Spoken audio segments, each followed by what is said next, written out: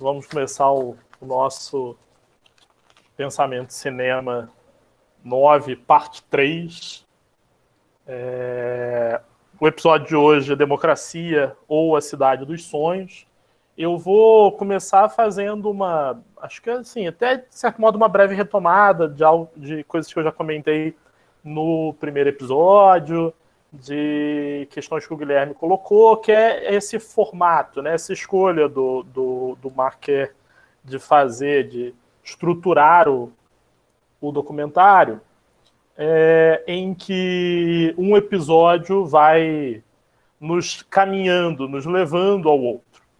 Então, lá no primeiro episódio, a gente falava, né, as ideias recebidas, o Leon mesmo lembrou, né, falava muito do simpósio, mas não só o simpósio. Era um simpósio para discutirmos as ideias recebidas. Essas ideias recebidas que seriam a herança deixada pelos gregos. O que nos leva ao segundo episódio, né? O que essa herança nos traz? Essa herança nos traz, entre outras questões, a relação com o olimpismo e com essa Grécia imaginária. Então percebam que eu estou aqui fazendo uma análise só dos títulos dos episódios, como eles já nos indicam muita coisa. Então, o simpósio sobre as ideias recebidas nos leva até a relação do olimpismo e da Grécia imaginária. E essa relação da Grécia imaginária nos encaminha para esse lugar que é talvez um dos grandes imaginários sobre a Grécia, que é a democracia. O episódio se inicia com algo que o Guilherme até ressaltava na nossa última conversa, que é como a própria Grécia contemporânea não está, de certo modo, protegida pela sua herança. Não faz necessariamente jus a esse imaginário. Então ele começa com as filmagens clandestinas, e isso é importante, né? As filmagens clandestinas do enterro do Georgios Papandreou, né, em plena ditadura dos coronéis, né, o regime militar na Grécia entre final dos anos 60 e início dos anos 70. E aí tem um recado, né, que é um recado para os franceses, e tem uma falha nesse recado. Porque o recado para os franceses, que eu anotei, é que essas imagens tremidas nos ajudem a não esquecer que no mesmo ano que Paris vivia uma revolução, o Chile de Pinochet estava a só 13 horas de avião. Então, ele está falando ali do maio de 68. Só que a ditadura do Pinochet no Chile começou em 73. Então, a falha, na verdade, é essa. É que ele confunde, tem uma confusão aí nessa relação, porque a ditadura do Pinochet começa em 73, mas em 68 a gente tem, aqui no Brasil mesmo, o enrijecimento do regime, com o AI-5. Então, assim, a mensagem não é falha. Na verdade, a mensagem ela é bastante precisa, né? Enquanto você tem o maio de 68, você tem as greves estudantis, as ocupações, esse movimento que é tido como um movimento revolucionário fundamental no século XX, em Paris, você tem em diversos outros locais, na Grécia, na América Latina, um enrijecimento dos regimes. No caso do Chile, é por uma questão de poucos anos, né? Você tem ali, pouco tempo depois, o golpe em 11 de setembro, que mata o Salvador Allende e coloca o Pinochet no poder. Dito isso, e deixando essa pequena troca de datas de lado, a gente entra no assunto principal, que é essa grande ideia recebida de uma Grécia imaginária, que é a democracia. O episódio inicia justamente com o professor apresentando para as crianças os óstracos, o processo de ostracismo, desse exílio em que o indivíduo era afastado da democracia, afastado do lugar, afastado da relação com a polis. E, para mim, é muito curioso, porque ele inicia a fala sobre a democracia grega com o Elia Kazan dizendo que não tinha democracia nenhuma na Grécia, mas que democracia nos Estados Unidos. E eu acho que é uma provocação para o que vai ser o resto do episódio, e eu não vou me alongar muito nas falas aqui, não vou discutir as falas de cada um, mas só mesmo o que é essa estrutura que ele compõe, que tenta estabelecer, para mim, dois polos, né? Que é um polo da democracia e seus significados na Grécia clássica, em especial no caso de Atenas. Então a gente vai ver as falas do Castoriadis, a gente vai ver as falas daquele senhor grego sobre a estrutura desse regime democrático, e a gente vai ver um contraponto que é o que seria essa democracia e se é possível falar em democracia nos dias de hoje, nos dias atuais, em especial no caso dos Estados Unidos. Há um certo foco no caso americano, inclusive nas imagens evocadas dos presidentes americanos, das revistas americanas. E eu vou voltar à minha primeira fala do caminho, que era um caminho desde as estátuas enterradas. O Leon muito bem relembrou a questão dos titãs, né? Esses titãs esmagados no fundo da Escola de Belas Artes em Paris. E é divertido porque eu estou vendo aqui e a minha tela está em blocos, né? E estava o Leon embaixo, com o Oderlane e a Juliana em cima, e o Leon com a mão para cima. Parecia que ele estava fazendo o papel do titã aqui, tentando sair do soterramento.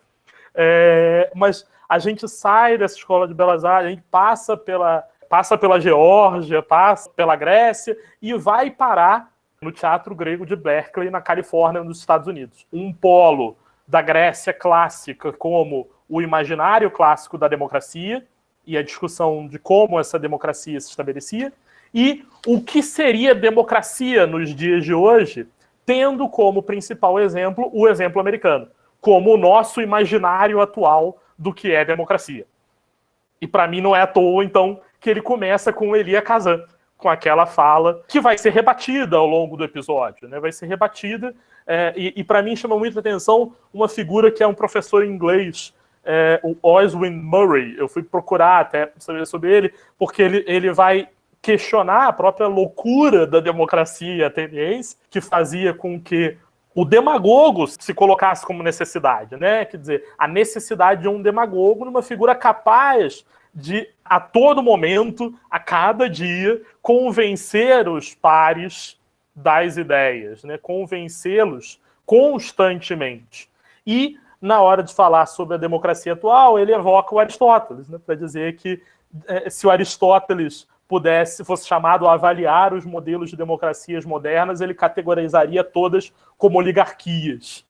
E aí, para encerrar, assim, nessa relação entre o que seria democracia, né, o Castoriadis vai falar muito a partir até da relação etimológica, né, do demos, kratos, né, do poder do povo, e em contrapartida à oligarquia, que seria esse governo de poucas pessoas, como o Oswin Murray evoca que o Aristóteles definiria as democracias modernas. Eu vou puxar, tem um jornalista, que era um jornalista do New York Times, escreveu um livro recentemente chamado Winners Take It All, né? Os vencedores levam tudo, que é o Anand Giridharadas, ele é de origem indiana, que é um dos defensores da ideia de que nós não só não vivemos numa democracia, como nós não vivemos numa simples oligarquia, nós vivemos numa plutocracia. Nós vivemos num regime do Plutos, né, deus da riqueza, no regime do poder da riqueza. Ou seja, nós vivemos atualmente num regime que se determina pelos pequenos grupos e os grupos que detêm a riqueza. Então, é uma discussão dele, um dos argumentos dele até nesse livro, é a ideia de que os bilionários não deveriam existir. Que a partir do momento em que a gente permite a existência de figuras com tamanho poder, tamanho domínio de capital, elas naturalmente vão tentar ter um domínio do sistema. E para encerrar, passar a palavra para a Juliana, só um fato curioso, que pesquisando sobre esse Oswin Murray, né, esse professor inglês, eu descobri que ele é professor de História Clássica em Oxford e ele foi professor do Boris Johnson, o atual primeiro-ministro da Inglaterra. E parece que quando o Boris Johnson assumiu como primeiro-ministro, ele fez questão de enviar um renunciatio amicitiae, uma renúncia de amizade pública, a modo clássico, para dizer que ele renunciava os vínculos de amizade com o Boris Johnson. Então fica essa curiosidade para a gente encerrar aqui. E para dizer que eu não sou Antônio, não tenho um vinho, mas eu lembrei que há um tempo atrás eu tinha ganho de um amigo que foi para a Grécia este licor, que é um licor de anis grego. Então, enquanto eu ouço a fala da Juliana, eu vou tomar um gole do meu licor de anis. Passando para agora para a parte do simpósio, que é aquela das bebidas. Da semana passada eu estava com um copo americano na mão, ficou parecendo que eu estava tomando uma cerveja. Depois fui ver o vídeo, hoje eu trouxe um copo de requeijão, mas para ficar menos paisidoso. Claro.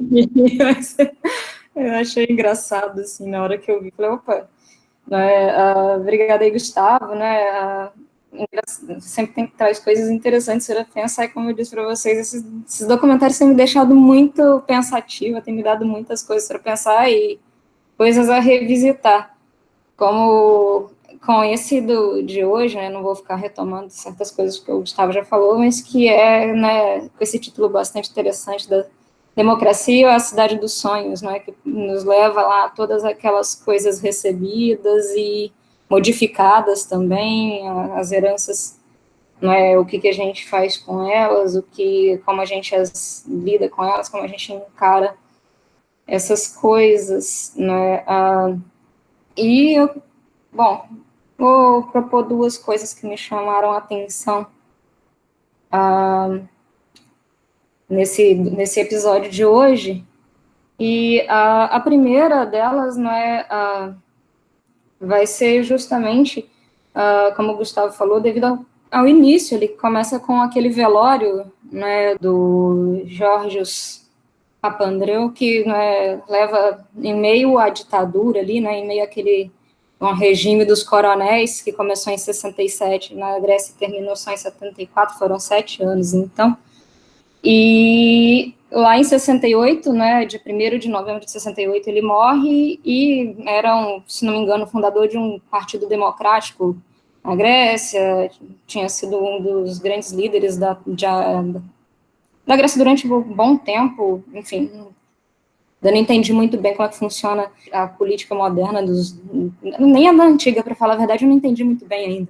Mas, né, essa mais contemporânea, para mim, está um tanto nebulosa ainda, porque tem pouco tempo que eu tenho procurado saber disso, justamente por causa dessas questões, dessas relações que nós estamos lidando com elas durante esses dias aqui nas nossas conversas, né? E interessantemente, então, a gente começa com uma imagem clandestina ali, não é uma filmagem feita ali naquele velório de uma pessoa extremamente emblemática para o povo grego da atualidade, né, 60 e poucos, mas a atualidade, em vista do que nós estamos lidando aí com essas voltas que a gente faz à Grécia Antiga, que traz em meio a essa ditadura, né, talvez essa primeira manifestação contrária aí, mais marcada e tal, e é extremamente interessante, indo um pouquinho para o fim do filme, porque, não sei se vocês se lembram, mas mostra um movimento que houve, né,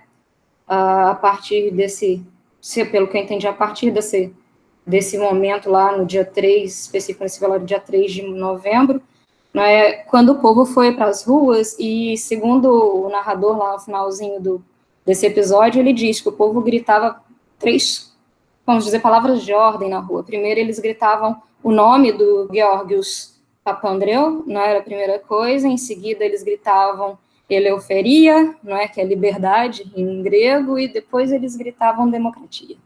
Né? Então, são coisas bastante interessantes, porque dá essa questão do imaginário, como o Gustavo ressaltou, né, que começa bem com aquela fala do Elia Kazan, né, falando, né, mas sabe que isso não me diz muita coisa, não me empolga aí com essa democracia dos gregos e não sei o que. A democracia talvez seja a democracia estadunidense, né, uma coisa assim. E aí eu estava pensando, enquanto o Gustavo falava, justamente nisso, né? Ele fala de uma lenda, né, dessa democracia grega antiga, mas talvez ele esteja enredado em outra aí, com essa contemporânea, né, que vai ser evocada, né, algumas vezes aí ao longo do documentário. Né? E então isso tudo é bastante interessante, porque dá esse ar mesmo desse imaginário, né, ainda dessas coisas que a gente tem determinadas interpretações, determinados contatos que talvez não demonstrem tintim por tintim o que aquilo que a coisa era, né? No caso específico da democracia grega, e aqui a gente fala democracia grega, pelo menos a meu ver, e pelo menos quando eu for falar, eu estou falando mais de democracia ateniense, porque é o que a gente estuda mais, quando a gente trabalha, né, com filosofia antiga, com estudos clássicos e coisas desse tipo. Né? E, para mim, é o que permeia mais ali as discussões que são apresentadas ao longo do episódio também. E fica, né, esse ar, né, de uma coisa também nebulosa ainda, um tanto imaginada, usando o termo grego para imaginação, que é fantasia, interessantemente, o termo que a gente costuma traduzir, pelo menos em alguns tratados do Aristóteles, que a gente traduz por imaginação é fantasia, mas talvez a gente não tenha tanta noção assim, por mais que a gente tenha documentos, a gente tenha onde se apoiar para fazer essas reconstruções, as reconstruções de ruína, como o Theo falou na semana passada, tal como se acha que era, ou vamos colocar os caquinhos ali em cima do outro para poder fazer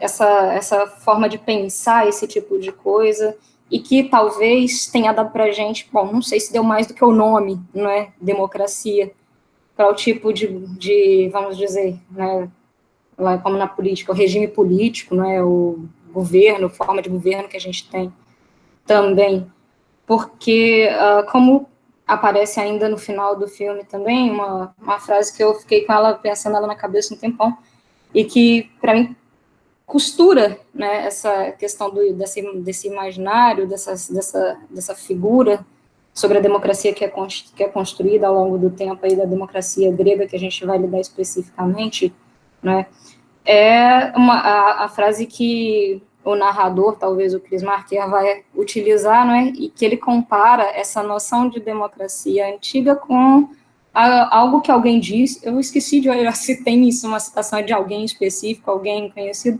mas eu achei fantástico isso, ele fala, pode-se dizer dessa democracia o que se diz da felicidade. Ou bien faudrait-il dire de la démocratie ce que quelqu'un a dit du bonheur, cette chose qui n'existe pas et qui pourtant, un jour, n'est plus. Põe essa frase em meio àquele clamor por democracia lá naquela manifestação de 68 e tal, vamos procurar uma coisa que talvez nunca nem tenha existido, vamos, além das nossas fabulações, das nossas interpretações a respeito dela e por aí vai, mas que inspira pelo menos, determinados aspectos, nem que seja a gente utilizar ainda a palavra, como o Gustavo acabou de ressaltar, e que aparece na fala do Castoriadis, que é uma palavra composta de outras duas no grego, que é a democratia, que vem de demos e kratos, que é o poder do povo. Será o poder do povo? A Julia Annas, se não me engano, questiona a democracia ateniense, por exemplo, dizendo que talvez ela ainda mantenha muitos traços da aristocracia, enfim, por aí vai. De novo, voltando a essa questão é isso mesmo? Eu estou entendendo esse bicho direito ou é uma coisa diferente do que vem aí? Enfim, mas se são as heranças da coruja que ela deixa para a gente, vamos lá.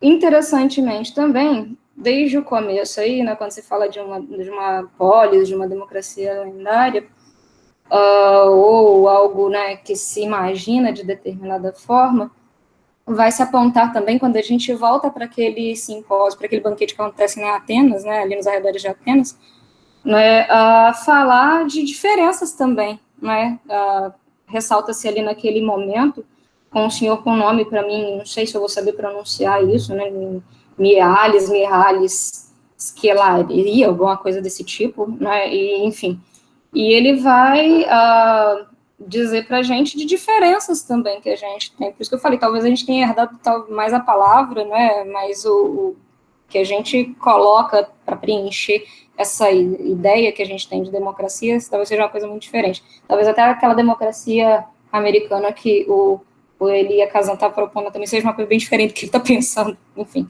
cada um tem as suas interpretações e a gente vai vendo isso ao longo do episódio também.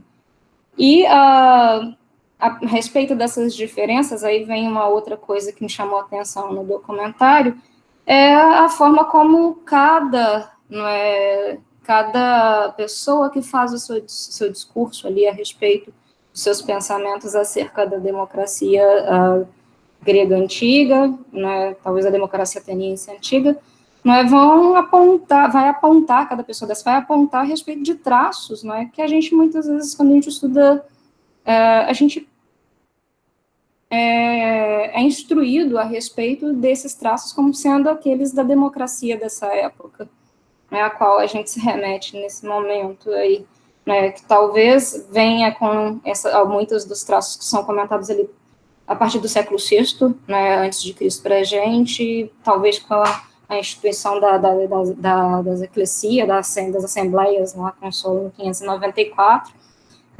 com o alargamento da participação nessas assembleias, depois ainda no século VI por Clístenes, e que, interessantemente, é Clístenes que vai, pelo que eu busquei me informar, porque faz tempo que eu não estudo essas coisas, mas pelo que eu soube, posso estar enganada, mas, enfim, pelo o material que eu consegui ler, foi Clístenes que instituiu também o ostracismo, o ostraquismos ali, que começa lá, parece no comecinho do professor, supõe professor de história, lá no museu, conversando com os estudantes. E isso é um fato interessante, porque se a gente a gente tem um momento aí de maior participação nas assembleias, em certas instâncias que depois vão ser marcadas aí como próprias, Clístenes mesmo vai ser marcado em alguns comentários, dizem como pai da democracia ateniense, a gente tem ele também como aquela pessoa que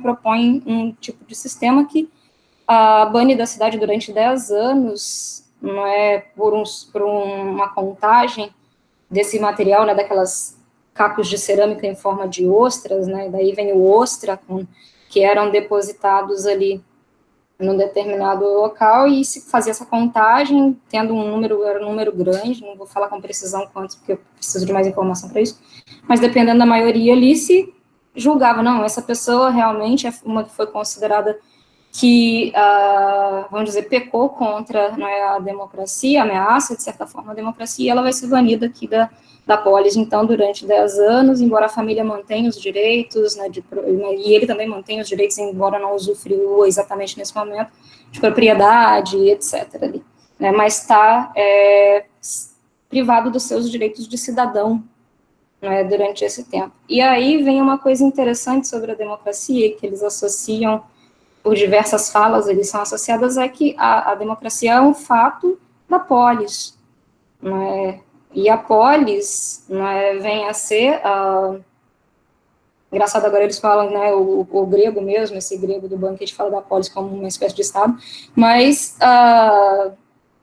essa cidade, não cidade moderna, mas essa cidade-estado, como alguns traduzem polis, que é essa cidade grega, ou a de Atenas, que é o modelo que a gente tem mais vivo na nossa memória, onde a gente tem essas assembleias, tem esses movimentos de ostracismo, etc., a gente tem ela como o que o senhor grego vai chamar de synalon politikon, o conjunto dos cidadãos. O Castoriadis vai falar uma coisa interessante sobre isso também, porque a polis, então, que vai ser a gerenciadora, essa formada corpo dos cidadãos aí, que vai ser o gerenciador da democracia, da política ali em ateniense. A palavra política vem aí de polis e de polites, da cidade e dos cidadãos, dos participantes ali, sendo feita por eles, participando ali, segundo falas que aparecem ao longo do documentário, vai ser totalmente, até certo ponto, de interesse dessas pessoas que estão participando ali. Eu falo até certo ponto porque a gente vem com esse tempo aí, a partir do sexto, talvez um pouco antes, com a democracia da qual nós estamos falando, mas que vai também entrar em determinado ponto, que talvez seja um ponto mais conhecido nosso da história grega, por a gente que trabalha com filosofia, pelo menos por causa da filosofia clássica, que a gente estuda mais com Platão e Aristóteles, Sócrates, Platão e Aristóteles, um pouco Sócrates entre os clássicos aí, um momento mais onde começa-se, a partir de 431, com a Guerra do Peloponeso, a haver uma um desgaste também, não é? E até uma queda considerável, embora depois a democracia volte, mas não com aquele esplendor de outros tempos, né? Mas a gente vai vendo essa mudança também. A gente tem mudanças, não vou ficar falando, senão eu já vou encerrar, que eu estou falando demais, né?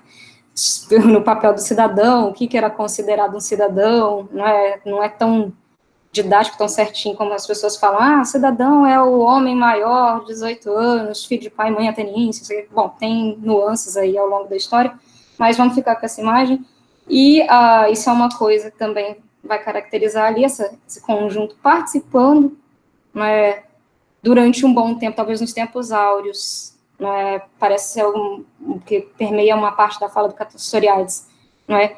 Apaixonadamente, querendo ali, mas que depois vem decaindo, não é? A gente vê poucos, né, sempre foram poucos cidadãos, a gente tinha escravos, tinha mulheres que durante a maior parte do tempo não participavam, os metekoi, que eram os estrangeiros residentes, que também não participavam, não eram considerados durante várias épocas eles cidadãos, não é?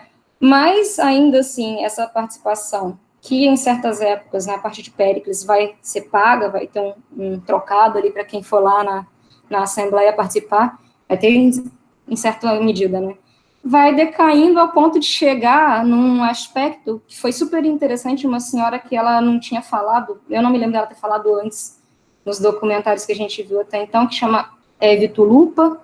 Ela diz de uma corda pintada de vermelho, né, que era passada para marcar os cidadãos, os retardatários da Assembleia, né? Eu fui ler um pouco sobre isso, eu achei uma das coisas mais interessantes a respeito, daí já não era tão esse ápice, talvez, da democracia, né? A gente tem relatos desses fatos no Aristófanes, e super interessante a gente ver uma comédia, né, já fazendo críticas, e o Aristófanes é um tradicionalista, né, com saudades de outros tempos, talvez melhores aí, não é considerados por ele melhor, e a gente tem filtrar também a proposta dele, mas é interessante a gente ver isso nas comédias do Aristófanes, entre outros documentos que nos dizem disso. Parece que, a princípio, essa corda ela passava, né, para aquelas pessoas que preferiam ir para a ágora, fazer outros tipos de coisas, a não ir aí, não é, cumprir as obrigações na Assembleia. E ela era passada, embebida nesse mineral vermelho, e marcava essas pessoas, dando opróbio, palavra ruim de falar, né, trazendo vergonha para essas pessoas, né, que deveriam estar lá na PNIX, né, participando da Assembleia, e estão lá na Ágora. E depois de um outro tempo, parece que ela era usada mesmo já lá na PNIX, na Assembleia, e marcava as pessoas que chegavam atrasadas. E essas pessoas que vinham com essa marca, além da vergonha, né, de ter chegado atrasado, de ser, né, talvez nem tão interessante, isso é relatado também no Aristófanes, elas, quando havia um pagamento para se participar das assembleias, essas que eram marcadas, essas que chegavam depois, elas já não recebiam, né, o dinheiro que era pago para participar ali. E além da marca, né, vermelha, de todo mundo saber que você não cumpriu direito seu papel de cidadão, ainda tinha esse prejuízo financeiro também, parece. Enfim, mas são coisas interessantes, assim, que eu fui dando uma olhada, né, que eram essas características aí, né, até a gente vem com essas mudanças, esse decaimento que vai, né, talvez começar a ser mais específico a partir da Guerra do Peloponeso, que vai em 431, 404, quando 404, finalmente, os atenienses são vencidos pelos lacedemônios, pelos espartanos, né, que são aí os constituidores mesmo da polis, da democracia, que não é, como alguém assinala no documentário, um lugar geográfico, mas o povo, né, os demos, aí, os atenienses, os lacedemônios. E, enfim, né, tirando as cargas de imaginação, uma coisa interessante que eu ia falar, só para finalizar mesmo, é que eles falam de uma coisa interessante e importantíssima para a cidadania, para a democracia da época, e foi uma coisa que o Gustavo mencionou quando ele fala do demagogo, que é a retórica, né, essa necessidade de se expressar, né, assim, por causa desse caráter não representativo do tipo de democracia ateniense. Mas nem todos, na verdade, né, parece que nem todos participavam, nem todos falavam, e aí vem essa figura do demagogo, que é aquele que conduz o povo, né, o demos, né. Enfim, Mas quando voltamos, então, para aquele finalzinho lá, com uma coisa que talvez não existiu, mas que, de repente, sumiu, e que vai ser, quando a gente estuda, vem com esses aspectos aí, que eu acho que vão aparecendo de forma interessante nas interpretações que aparecem ali. Falei demais. Obrigada. Falou de mais nada, Juliana, foi ótimo. Vamos passar para o Leon, e aí depois a gente abre aqui para um bate-papo. Leon, fique à vontade. Obrigado. Acho que foi bem interessante o que a Juliana falou e que o Gustavo também falou. Eu vou mencionar algumas coisas, né? Talvez essa curiosa, né? Você começa com morto, né? E acaba com algo que nunca existiu, né? Então, a democracia, ela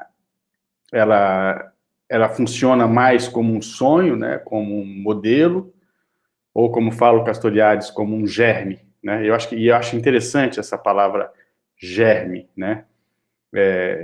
Que é algo que pode germinar, né? É algo que também, isso no português, né? Estou pegando aqui as conotações do português da palavra germe, não importa se isso tem acento em outros lugares, em outras línguas, mas na nossa língua, germe tem essa questão de algo que pode germinar, mas também tem esse aspecto de adoecer, né? Você pegou um germe, e isso vai germinar no seu corpo e você adoece, você fica doente. Então, a democracia, ela é algo que não existe, né?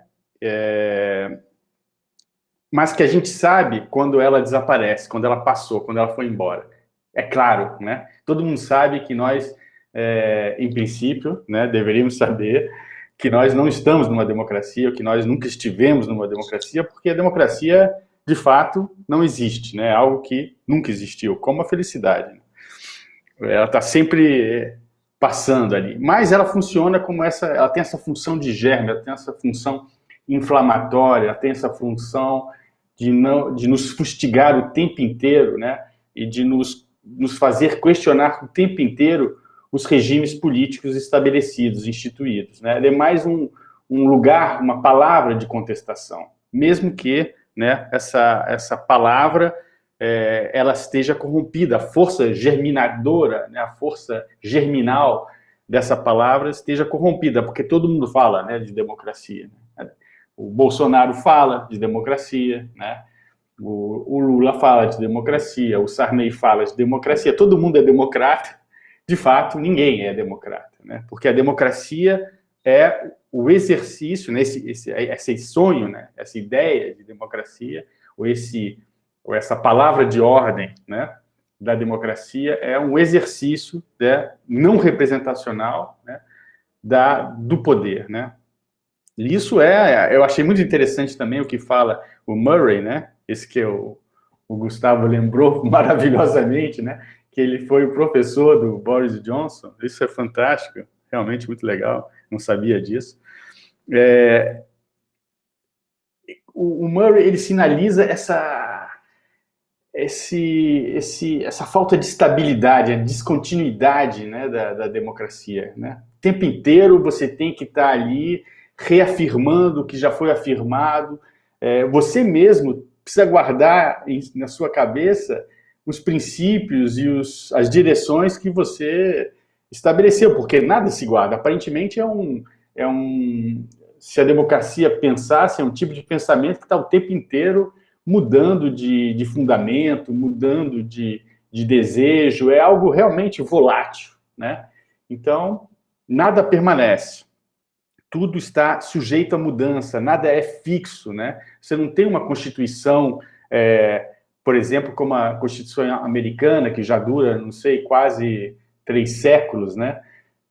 A coisa está o tempo inteiro mudando. Uma hora o Demos decide isso, outra hora tem uma série de dispositivos, né? Como eles mencionaram, né? O ostracismo, né? A doquimasia, né? O grafé paranomon, né? E outros, né? Outros mecanismos, outros dispositivos de correção contínua da democracia, né? Do que está acontecendo. Se alguém se destaca, se alguém quer passar à frente dos iguais, ele é excluído, né, pelo ostracismo, etc. Você pode corrigir o tempo inteiro, né? Você desceu, mas esse ostracismo pode, na semana que vem, na semana seguinte, a pessoa pode ser aceita de volta, né? O tempo inteiro, então, tem essa colocação em questão, né? O demos é algo que o tempo inteiro questiona, né? O que é volátil. Uma hora acha isso, outra hora acha aquilo. E isso é extremamente dificultoso, né? Você precisa ter para estabelecer uma continuidade, por exemplo, imagina Péricles, né? O poder retórico de Péricles, como ele pôde manter essa continuidade, dar uma certa continuidade a Atenas, né? Durante muito tempo, durante algumas dezenas de anos, né? Então, mostra a força, né? Desses demagogos, né? Desses que conduzem o demos, né? Que estão à frente do demos, mas que não estão muito à frente, porque estão o tempo inteiro ameaçados, né, pelo ostracismo, por exemplo.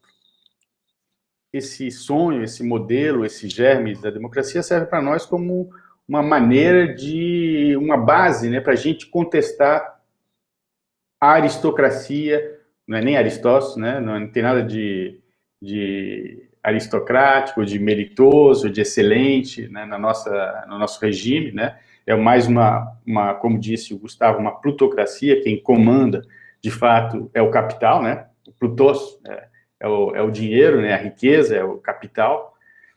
Se a gente quiser, né? Essa plutocracia é o capitalismo, né? Então, isso serve como maneira de contestar, né? Eu acho que é o Castoriadis que fala, né? Dessa questão da nossa apatia política, né? Bom, eu acho que o mecanismo do sorteio é algo fundamental na democracia. Quer dizer, se nós somos realmente iguais, aquele que vai comandar uma determinada política pública, etc., que vai estabelecer a comissão que vai decidir se nós nos reunimos hoje, se nós vamos continuar amanhã, essa comissão ela não é eleita, né? Não são os melhores, os mais capazes, que são apontados por uma eleição, né, para essa comissão, mas são simplesmente sorteados. Esse é o princípio. Se nós somos iguais, qualquer um de nós pode estar à frente, né, ou participando dessa comissão.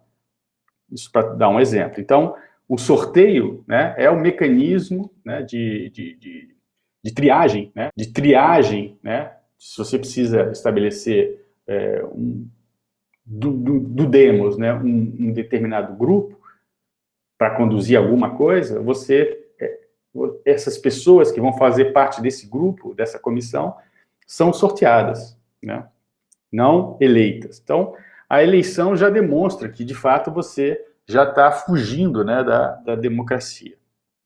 Bom, nossa democracia representacional, né, que se vale, né, de um processo de sufrágio universal, né, isso, frente a esse germe, né, contestatório que é a democracia grega, esse sonho, né, essa cidade dos sonhos, isso é uma balela, né, isso não existe, não é democracia de modo algum, né, não tem aí democracia, né.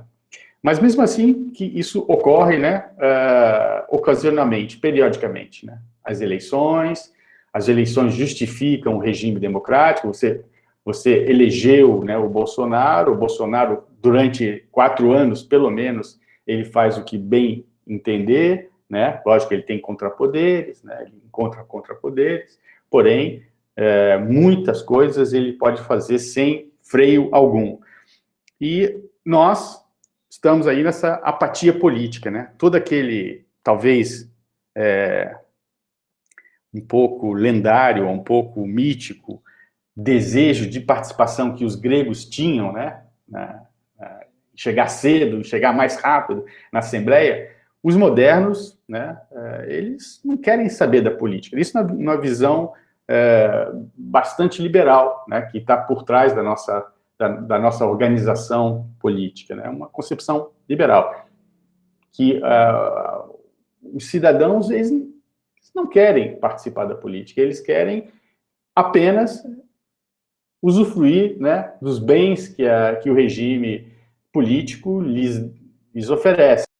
Nós buscamos, né, os cidadãos, eles não querem participar politicamente, eles querem apenas a felicidade, né, esses prazeres que a economia pode lhes oferecer. Eles querem tocar os seus negócios e deixar a política para profissionais, né?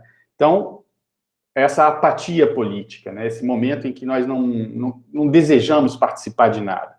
Isso é rompido ciclicamente, pelo menos na França, né, do século XVIII, várias vezes, século XIX, desculpe, várias vezes, mas aqui também no Brasil, né, de vez em quando acontece uma espécie de reivindicação coletiva e um interesse acentuado pela política. E nós vamos às ruas, né, nós nos manifestamos, às vezes conseguimos até mudar as coisas, só que isso ocorre de maneira periódica, né, cada 10 anos, cada 5 anos, ou enfim, né, nós vivemos isso desde 2013, no Brasil, frequentemente, né, esses momentos, digamos, ou insurrecionais, ou reacionários, né, alterando esses acontecimentos, a tonalidade desses acontecimentos, mas nós vivemos durante muito tempo com essa ideia da revolução, né? A revolução vai acontecer, vamos ter um pico, né? Vamos ter um pico da participação política, mas logo, para mudar as coisas, e depois a gente volta para casa, assiste televisão, toma sorvete, né?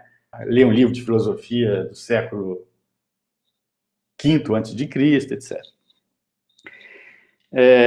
Então, acho que mais ou menos é isso aí, né? Acho que vamos deixar aí para as pessoas participarem mais um pouco aí. Obrigado. Abro imediatamente aqui para inscrições, questões. Quem não quiser aparecer pode escrever a pergunta aqui no chat, que a gente lê. Oi, professor, boa noite. Vocês esgotaram tudo, né? Eu acho que o que eu for falar é só repetindo um pouco o que vocês já falaram.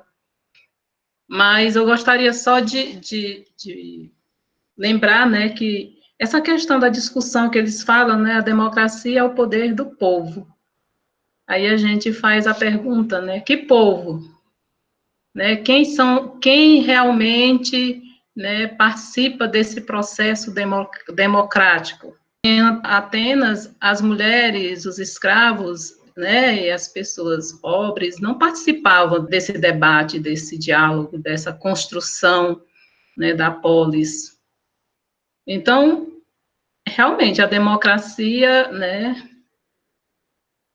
como diz o professor, é um sonho, né? E lá também no vídeo ele falou da questão da linguagem, né? Que compromete até essa linguagem, porque a gente fala tanto em democracia, quer dizer, essa linguagem, esses conceitos, essa fala, esse discurso, essa retórica, também se desconstitui, né, quando ela não vem, de fato, ocorrer no seu contexto prático, né, do cotidiano.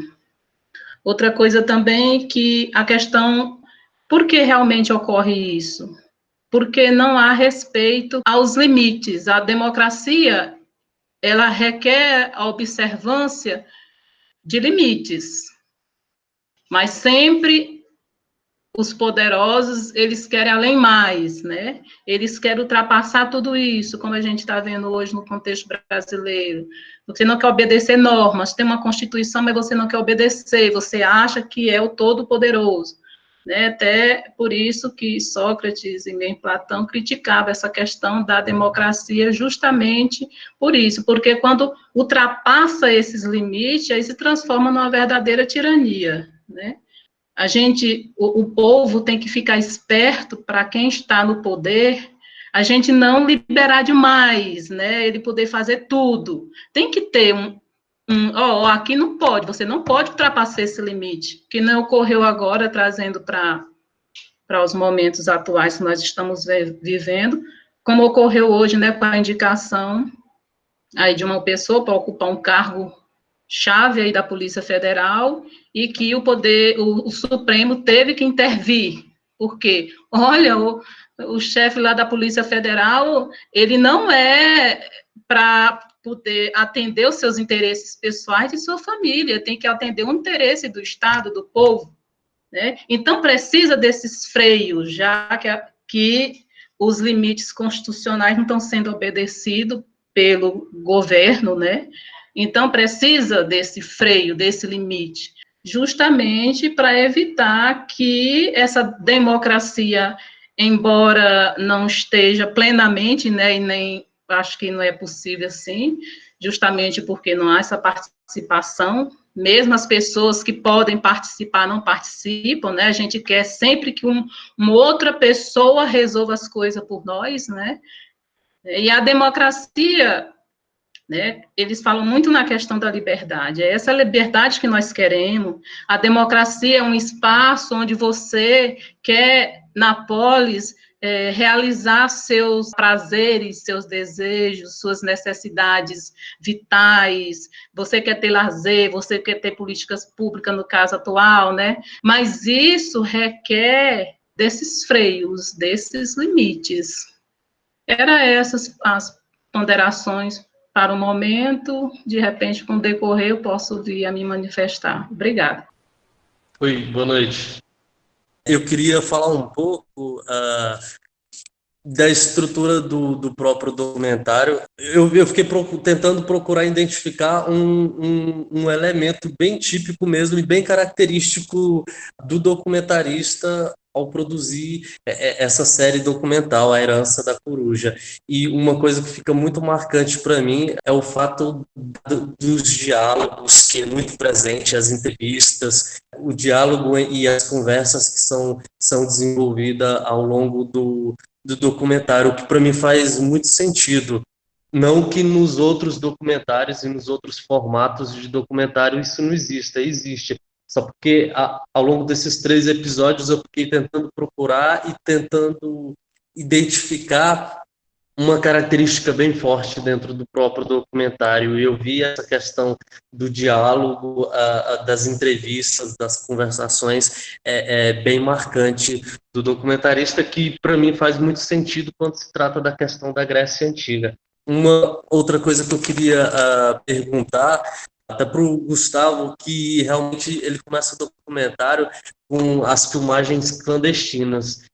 E, se eu não me engano, não sei se eu escutei direito, você falando, ele filma essas imagens clandestinas. Eu queria saber se aquelas filmagens foram feitas pelo documentarista mesmo ou não, ou se ele recorre a outras imagens para poder dar ênfase às entrevistas que são apresentadas ao longo dos documentários. E a outra questão é a questão da democracia. Para mim, essa questão da democracia, ela é inevitável, falando de democracia, e não fazer um link, nem fazer uma relação com os dias atuais.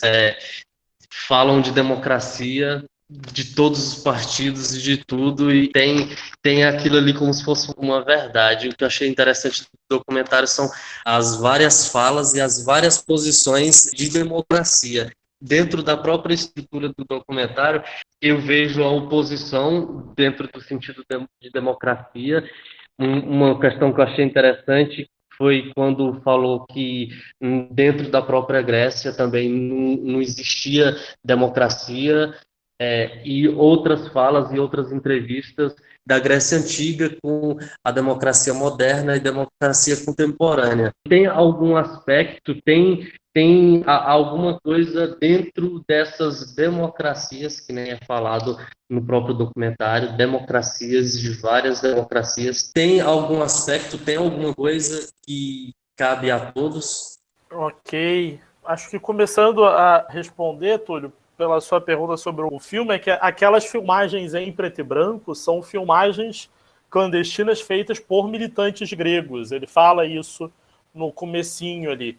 Estas imagens foram registradas por militantes gregos durante o enterro do Geórgios Papandreou, e aí ele encaminha os diálogos, né? Isso que você fala sobre os diálogos muito presentes, né, está desde a ideia do simpósio, está desde a ideia de construirmos esse lugar dos debates, né, dos diálogos, os diálogos não só das mesas de debates, mas também colocando esses entrevistados quase que em diálogo uns com os outros, né?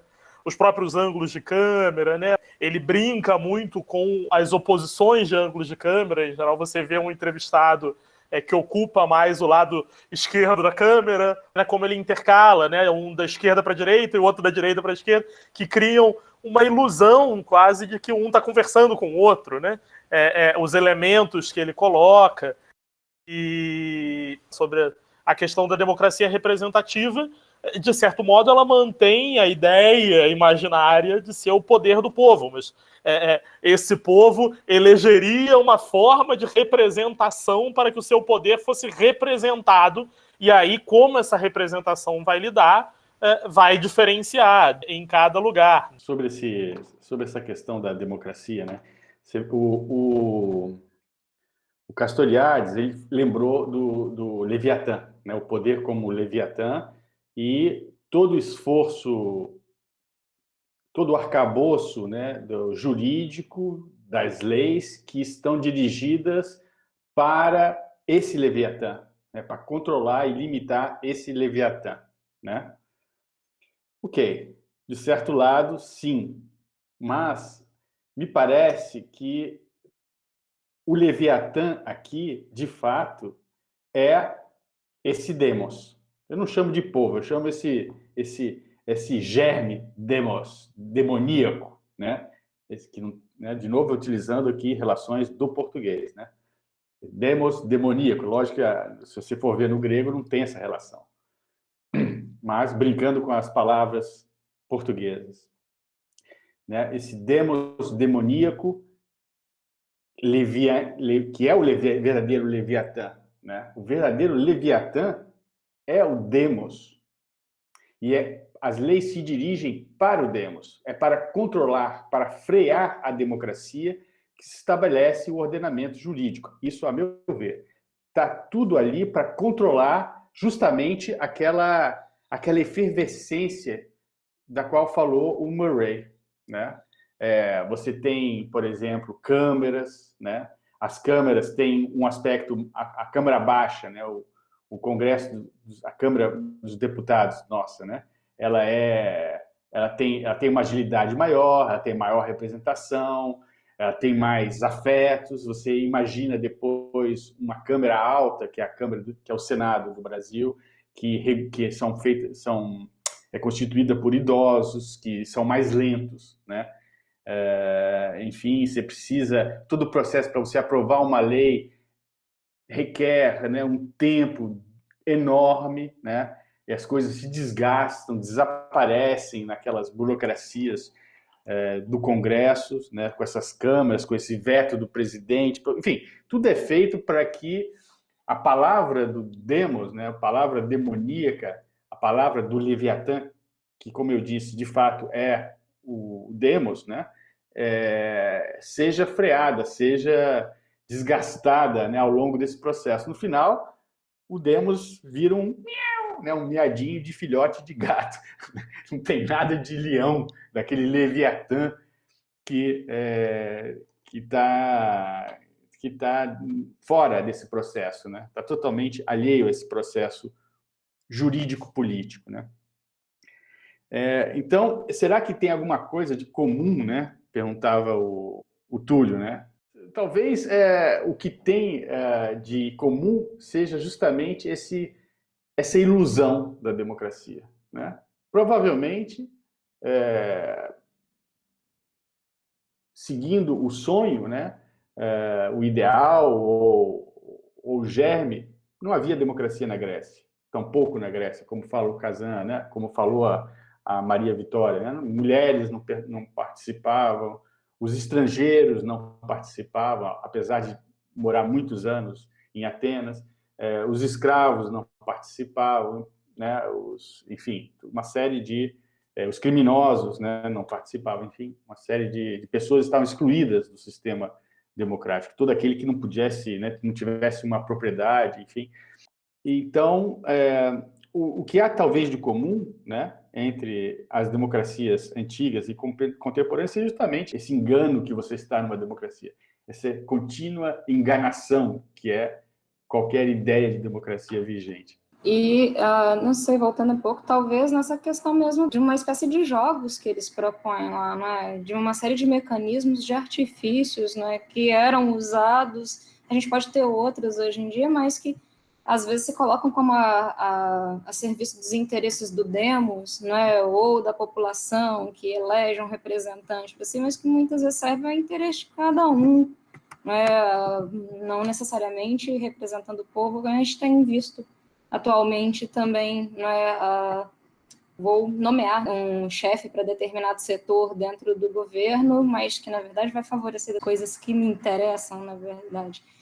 E eu acho que isso já é destacado dentro do próprio documentário, dentro das próprias falas como um ponto comum, né, porque a gente tem os governos sempre como a serviço do povo, ou do demos, ou seja lá o que for, né, mas, né, a gente tem talvez ali nessa política com seus artifícios, né, a antiguidade com a retórica, com mistoforia, etc., né, e hoje em dia com tantos outros, né, mas, de novo, voltando ao que o Léo estava falando, né, talvez nessa democracia fake, ou sei lá, o que a gente pensa.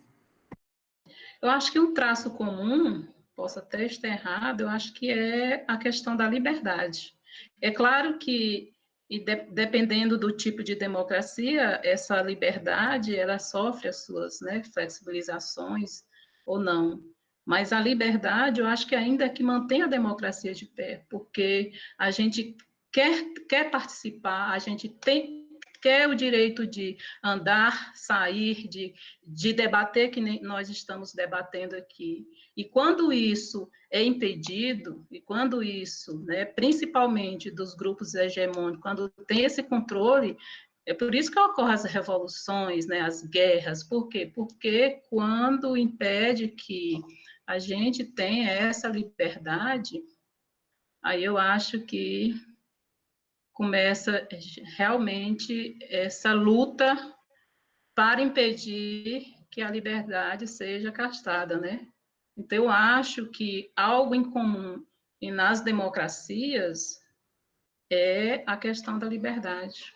Eu acho que existe uma ilusão dessa liberdade. Eu vi que o Gino colocou aqui uma pergunta, questões que o Oswald Murray chama a atenção, né, da democracia grega, com a falta de estabilidade, a descontinuidade, o desejo mudando o tempo inteiro, né, tudo sujeito a mudança. Nesse sentido, estamos numa democracia plena, né, nos dias atuais. Falta de estabilidade, o desejo mudando o tempo inteiro, né, o demos vai para um lado, vai para o outro.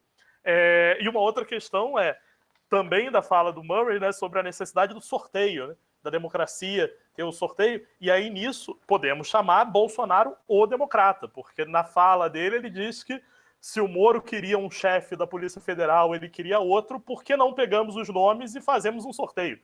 Mas a fala do Gino, né, o Leon, não sei se você leu aí, ele aproveita a abertura aqui para saber se você crê num caminho ou sistema político capaz de sanar as deficiências e carências do atual, seria possível romper com o poder estabelecido pelo capital, se sim, essa saída é ou será política. Eu acho que se a gente pensar em político no sentido da polis, né, no sentido de polis, eu acho que sim, a saída é inevitavelmente política.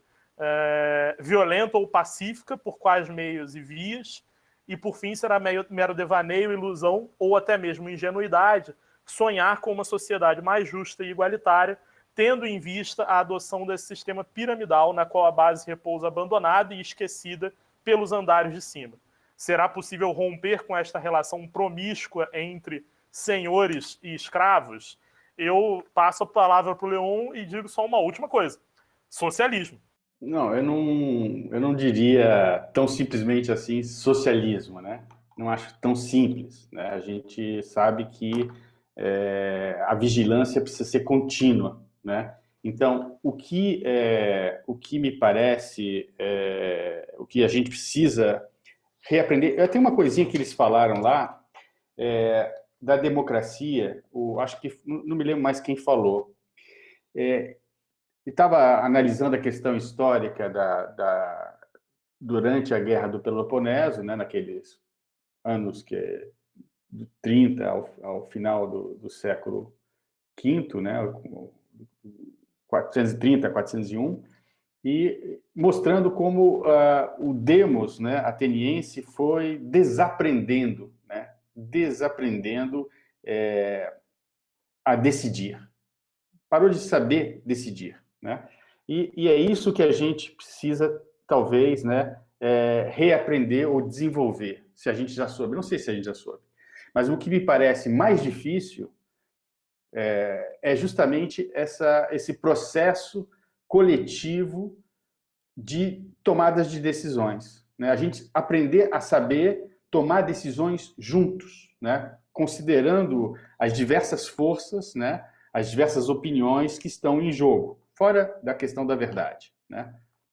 E isso é justamente o que me parece está faltando, e é justamente isso que a gente deveria desenvolver. Então, não é exatamente, a meu ver, uma proposta, né, de sistema econômico, político, mas o que a gente precisa aprender é soltar, né, um pouco os leviatãs, né, os titãs, aquilo que está encoberto por esse sistema extremamente opressor, escravocrata, racista, ditatorial, plutocrático, né, tudo isso que a gente sabe que é muito ruim, que está acontecendo conosco já há muitos anos, né? Não só conosco, mas no mundo inteiro, né? Então, a gente tem que aprender a conviver politicamente, né? Tomar decisões conjuntas, aprender por exemplo, como gerir uma universidade sem que se estabeleça uma hierarquia, né? Ok, a gente derruba o Bolsonaro, vamos dizer, a gente derruba os prédios dos bancos, etc. Mas e aí? E depois? Né? Vai ter um cara lá na frente que vai assumir a palavra, que vai novamente estabelecer um outro tipo de hierarquia? Vai acontecer isso necessariamente se nós não soubermos como agir democraticamente, né? E é isso que parece que é uma sabedoria prática, não é uma sabedoria teórica, né? É uma sabedoria prática. A gente tem que aprender com a experiência, não teoricamente, né? É a experiência que tem que nos ensinar isso, né? O que é essa experiência? Essa experiência é a gente o tempo inteiro, né, motivado por esse germe da democracia, o tempo inteiro contestar as práticas, as experiências, os experimentos que culminam numa hierarquia. O tempo inteiro a gente está contestando o poder hierárquico, né? Reivindicando um poder democrático. Isso tem que passar por uma prática, tem que passar pela experiência, né? Não é uma teoria, a meu ver, né? Então não precisamos de teorias, né? Nós precisamos fazer isso o tempo inteiro, aqui, na sala de aula, na família, na igreja, no Congresso, nas comissões, na praça pública, nos bairros. É isso que a gente tem que fazer, né? O tempo inteiro. E o tempo inteiro utilizar esses mecanismos, né, gregos, né? Ostracismo, contestação do poder, rever as leis que foram estabelecidas constantemente e outros, né? De modo a que a hierarquia não possa se estabelecer. A gente tem que estar o tempo inteiro desconstruindo as hierarquias. Mas isso é uma prática, não é um saber teórico, né? E não é fácil, né? Não é fácil, porque rapidamente aqueles que se consideram de alguma maneira superiores aos outros, né, vão tentar, né, impor os seus desejos aos desejos dos outros. Eu queria dar um exemplo, não sei se vocês conhecem essa história, mas quem quiser procurar, existe a história da Flasco, Flasko, com acento circunflexo no O.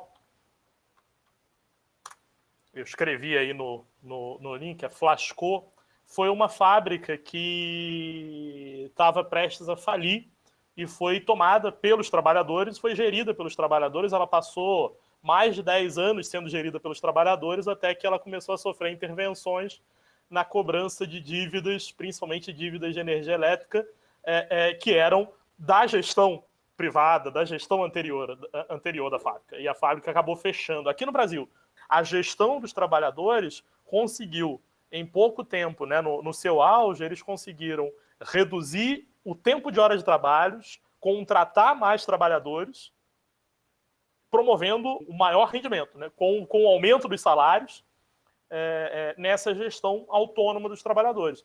Mas há um caso também na França, do governo Hollande, em que o Hollande promovia na sua campanha para os trabalhadores que ia auxiliar que os trabalhadores fizessem a gestão da fábrica, mas a partir do momento em que ele foi eleito, ele passou a negociar a venda da fábrica para uma empresa exterior e deixou por terra o plano. E foi um momento, inclusive, que ele deixa por terra esse plano, em que um dos ministros dele, que lidava com as relações econômicas, é substituído pelo Emmanuel Macron, que acaba virando o atual presidente. Eu brincava que falava em socialismo, mas se a gente deixar a palavra por si, ela acaba sendo apropriada. O Hollande era um candidato dito socialista, mas que não promoveu medidas socialistas em nenhum momento.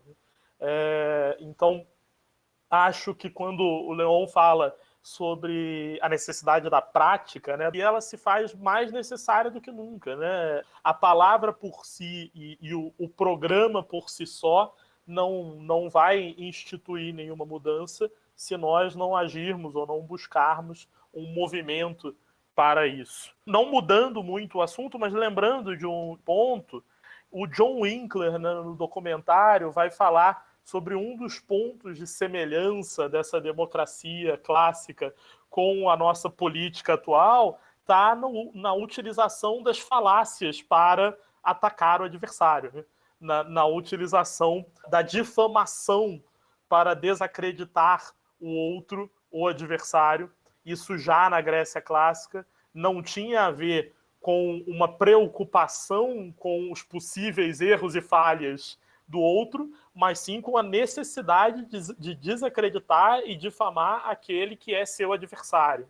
E eu acho que a gente viu isso ao longo da história sempre, mas hoje a gente tem esse outro fenômeno que são as milícias virtuais, né? A utilização de robôs que acabam elevando esse processo difamatório exponencialmente. Ele fala na questão, né, do uso ele insiste bastante na questão da moralização, né, na moralização da política, né? Quer dizer, sempre atacando, né? Eu não sei como ele sabe disso, mas ele deve ter lido, não sei o que, aonde, mas ele fala que a pessoa ela é mais fustigada pelo seu comportamento privado, né, pela sua vida privada, do que pelas suas políticas, pelas suas propostas de políticas públicas, né? Por exemplo, então, a gente não combateria tanto o Bolsonaro pelo que ele quer instaurar como regime político. A gente fica o tempo inteiro atacando as questões morais dele, a indecência, ou o fato de que ele bebe, ou de que ele teve 5 mulheres, ou de que ele adora sei lá o quê, né? Então, é um pouco isso, né? A gente não se atém realmente às questões, à discussão das políticas, né? E a gente fica ali atrás da moral, que é um pouco o discurso que foi utilizado nesses últimos tempos. Há realmente a ideia de combate à corrupção é uma ideia moralizante, né? Você tem, nós precisamos, como eles chamam, né, indivíduos éticos, né? Sujeitos éticos no poder, aqueles que são incorrompíveis. Bom, né, a política não é uma questão moral, né? Você nunca vai ter uma boa política, a boa condução política, se você depende de um sujeito ético, moral, né? Que sujeito ético, moral é esse, né? Um religioso, né? É o Papa, né? Quem é esse cara, né? É um anjo, né? Não é um ser humano, né? Um ser humano, ele tem, entre os outros seres humanos, lógico, que tem questões morais que vão ser sempre colocadas. E para né, o fato do Gustavo lá estar bebendo gin, né, é uma corrupção, é sinal de corrupção, de desmoralização. Para outro é uma coisa muito legal e bacana, né? O que me parece, as questões políticas tem sempre, é sempre um jogo, né? Óbvio que tem questões econômicas por trás disso, né? Uma espécie de luta de classes, né? Entre aristocratas e democratas, né? Mas essa luta de classes, que é uma luta econômica, ela está sempre vinculada também a uma questão política, né? Que é a disputa entre a hierarquia e a democracia, né? Então, politicamente, a gente se a política tem, né, uma relevância para a condução da vida social, as primeiras atitudes, as primeiras posições que nós deveríamos ter são posições e atitudes democratizantes, que favoreçam, né, o embate das forças, as discussões, como nós temos falado, de modo a que as questões econômicas, socioeconômicas, elas possam ser resolvidas politicamente, por meio do confronto democrático, né? Eu não falo do consenso democrático, não estou falando aqui das questões, né, essa ideia de democracia como um lugar da fala, do discurso e da não violência. Não. Para mim, democracia é a exposição dos confrontos, é a possibilidade de que realmente esses confrontos se expressem, né? Essas subjetividades tenham um lugar, né, de fala e de combate, né, que elas não sejam completamente oprimidas, né, na sua fala e na sua ação, na sua prática. Então, a democracia tende a corrigir, né, se você tem um sistema democrático, né, em que essas forças podem se expressar, né, sem que uma destrua a outra, num processo de agonia, mas não de guerra, né, essa democracia tende, por si só, a corrigir, né, as desigualdades econômicas. Você tem uma igualdade política, fatalmente, né, a igualdade econômica deveria se seguir, né? Me parece que a ideia de uma democracia capitalista é uma contradição nos seus próprios termos. É muito difícil você imaginar que pessoas politicamente iguais vão decidir por um sistema econômico desigual. Então, me parece que a democracia convergiria para um sistema socialista, econômico socialista ou comunista mesmo, né? Enfim. É interessante a gente pensar, quando falava do papel dos demagogos, né, a importância dos demagogos ali, o demagogo como esse líder que encaminha a discussão e que o termo acaba ganhando uma conotação pejorativa, né, a noção da demagogia como falso interesse. Quer dizer, o papel demagogo que você tem de parte da mídia, de parte de condutores do que seria a discussão política nos dias atuais. Tem a brincadeira que tem se feito que agora que o Sérgio Moro vazou mensagens de WhatsApp, elas passam a ser verdadeiras, né? Eu fiz um pouco esse exercício no fim de semana, assistindo canais diferentes de televisão. Eu não vou nem entrar aqui em quais, né? Mas assistindo canais diferentes de televisão, você percebe o tom ali de quem é o vencedor desta disputa entre Sérgio Moro e Jair Bolsonaro, né? Eu acho que, como diz a célebre frase da nossa ex-presidenta, não importa quem ganhar ou quem perder, vai todo mundo perder. Não acho que quem ganhar ou quem perder, nem quem ganhar nem perder, vai ganhar ou perder. Vai todo mundo perder. Ainda, se mais alguém tem discussões, eu tinha anotado algumas coisas nas primeiras falas, né? A Juliana tinha comentado do papel da comédia. Eu acho que um ponto interessante, eu tinha brincado com o livro do Junito de Souza Brandão, que está ali, do Teatro Grego, né? Ele é um dos que defende a ideia de que a comédia, como a gente conhece a comédia clássica do Aristófanes, ela só se permitiu existir graças à democracia, né? Graças a esse lugar da democracia.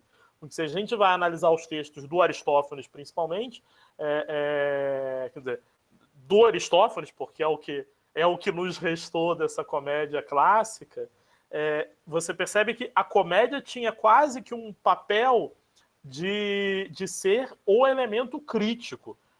As comédias do Aristófanes, elas vão fazer a crítica direta ao regime, aos sofistas, ao próprio teatro, como se colocou, ele era um conservador. E tem o clássico caso da Lisístrata, né, que é uma comédia onde ele vai apontar, inclusive, a falsa democracia, né, e o papel da mulher nesse lugar, durante a Guerra do Peloponeso, né, uma crítica direta à Guerra do Peloponeso, ao próprio regime democrático, durante o próprio andamento da guerra.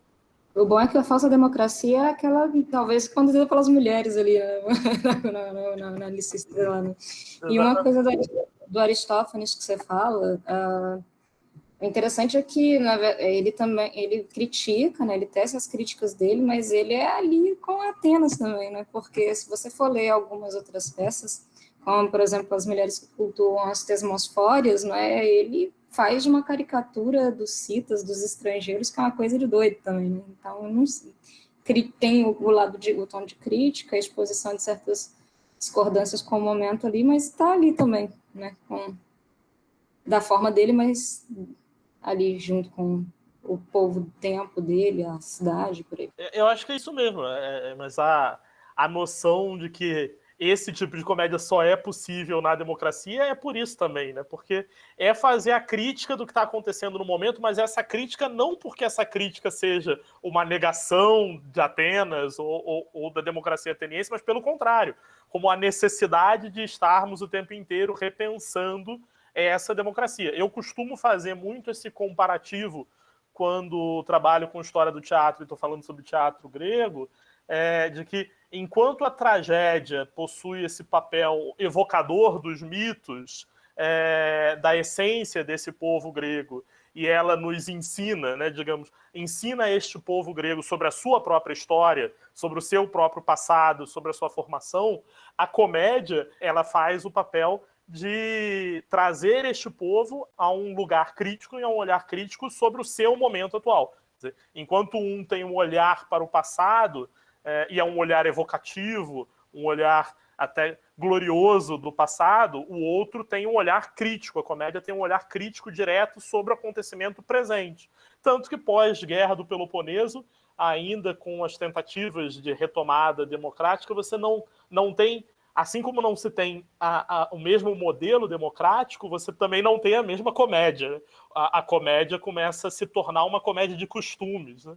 Você deixa de tratar dos assuntos políticos e passa a tratar do costume, passa a tratar do misantropo. E aí eu lembro de uma professora até hoje que ela dizia que não existe política pública, porque se é político é para polis, então já é público.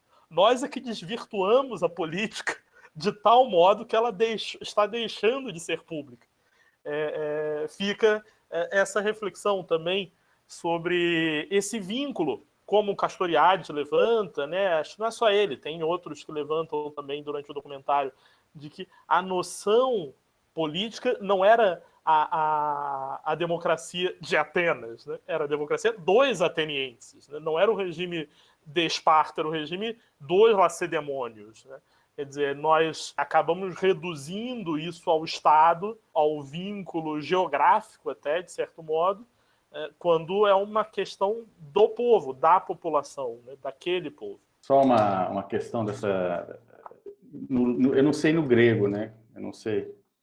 Mas no latim você tem, para falar cidade, né? Você tem duas palavras. Você tem a civitas, né? E que é esse conjunto dos cidadãos, né? Um pouco a maneira da polis.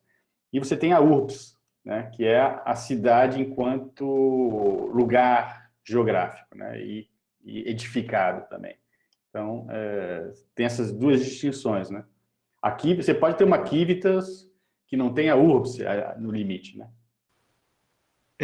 Eu vou aproveitar a timidez dos amigos e colegas, mas eu gostei do que você falou sobre a comédia, porque quando a gente fala de comédia, dentro de um conceito filosófico, sempre aparece essa questão, né, não só da obra de Aristóteles, o Aristófanes, mas de um viés né, como se fosse realmente um compromisso, mas vale a pena lembrar que o Bolsonaro ele foi projetado a nível nacional através dos programas de comédia, e isso é perigoso. Eu encontrei com o Ciro Gomes, né, tive a oportunidade de encontrar com ele aqui em Barbacena, e muitas pessoas na época me questionaram e falaram: ô Gino, o que você conversou com ele? Poderíamos discutir, né, reformas tributárias, previdenciárias, trabalhistas? Não, eu simplesmente disse para o Ciro, um ponto importante que nós nunca podemos menosprezar é que grande parte da população brasileira, 60%, ainda tem acesso à aberta. O mito, ele nasce no pânico. O Bolsonaro, ele naquele programa da Band, o CQC, e você necessita também ocupar esse espaço, porque é necessário chegar até as massas, até porque o povo escravizado não tem tempo de pensar, ele chega cansado. Então, assim, essa questão da comédia, eu estou falando isso, claro, né, no conceito oposto, negativo, mas que também não deve ser desprezado. Só uma última palavra, eu acho realmente essa questão da comédia, né, que você levantou, Gustavo, acho muito relevante, né, eu acho que eu li só uma comédia, né, mas assim, nunca pensei muito sobre as comédias não sei se tem mais do que uma do Aristófanes, que nos sobrou, eu não sei, não. São 13. 13? Eu acho que eu li só aquela que tá na coleção dos pensadores, que o Sócrates está no balanço, e, enfim, tem As nuvens. as nuvens. E é interessante, né, como ele realmente, né, aparece ali, se a tragédia faz apelo ao mito, né, ou à lenda, ao legendário, né, a comédia está falando do que está acontecendo. Isso é realmente muito interessante. Então, tem um aspecto, né, que o Gino levantou, que pode ser uma coisa bárbara, mas você também tem, né, por exemplo, me veio em mente as análises do Greg, né, do Greg News, né, do Vivier, que são realmente relevantes, enquanto análise mesmo da situação, né, e faz isso com humor, né? E é uma característica também do humor, de poder fazer isso, né? Eu recomendo, as comédias do Aristófanes são muito boas. E o interessante é isso, porque a comédia tem uma liberdade, quer dizer, em As Rãs, ele, de certo modo, satiriza e ironiza com a própria figura do Dionísio. O próprio Dionísio é uma figura errante ali. Então, a noção de que essa comédia não está restrita justamente porque há uma liberdade política nesse regime. Então, ela pode criticar diretamente as figuras ligadas aos poderes.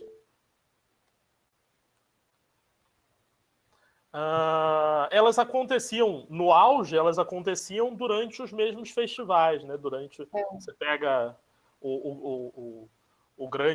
a grande Dionisíaca, né, em Atenas, você tinha os dias das tragédias, você tinha 3 dias para as tragédias, você tinha o dia das comédias, né? A quantidade era menor, mas elas estavam presentes no mesmo festival. E teve, a partir da época, um espaço para o drama satírico também, enfim, mas era tudo encenado nas Dionisíacas ali, nos festivais. Era um dia para o drama satírico, né, para os poemas líricos, aí você tinha os dias das tragédias, você tinha o dia das comédias. Elas faziam parte, no seu auge, desse mesmo lugar. Posso só deixar uma coisinha para vocês que eu falei, que eu encontrei uma coisa muito bacana a partir desses episódios, e como esse episódio 3 é o que aparece, o nome da cantora que eu falei para vocês, a Angelique Ionatos, né, já que a gente está fazendo essas vai e vem com coisas do passado grego, né, da antiguidade grega, que inspiram coisas atuais, vou deixar para vocês uma música dela que é baseada num poema da Safo, aliás, é um poema da Safo musicado aí, então, que chama Asteron Panton, né, são de todas as estrelas, e só para vocês saberem o que é, né, mas é um elogio, né, para alguém, possivelmente, e a primeira frase que ela canta é Asteron Panton Rho Callistos, que é de todas as estrelas a mais bela, algo desse tipo. Então, encerramos ao som da Angelique Ionatos e esperamos vocês na próxima semana. O episódio 4, o Leon vai repassar. Então, obrigado mais uma vez. E é isso.